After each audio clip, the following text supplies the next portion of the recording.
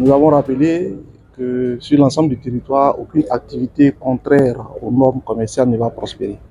Toute activité de fraude sera donc stoppée.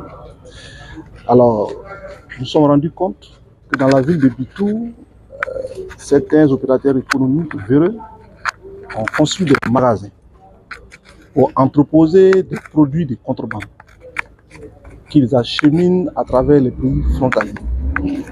Et donc, nous avons fait cette descente et nous nous sommes rendus compte qu'effectivement, ce sont des produits qui sont entreposés en dehors des procédures, dépourvus de tout document.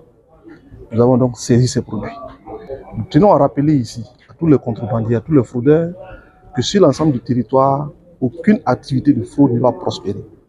Ceux qui ne sont pas en règle, nous invitons vraiment à s'inscrire dans la réglementation parce que nous allons toujours continuer ce contrôle sur l'ensemble du territoire.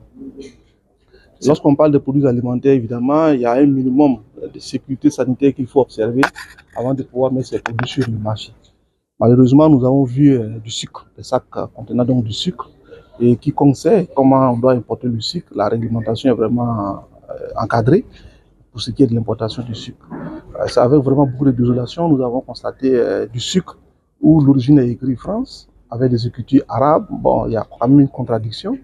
Et puis, nous n'avons pas vu les dates de péremption. Lorsqu'il s'agit des denrées alimentaires, il faut quand même donner des dates limites où ces produits peuvent être consommés. Malheureusement, ces sacs sont dépourvus de ces informations et laisser ces produits sur l'ensemble du territoire, sur le marché, évidemment, nous mettons en péril la santé donc, des honnêtes citoyens. Plus, je félicite les agents pour ce travail. Nous allons nous opposer à cette pratique et nous avons demandé que ça s'arrête.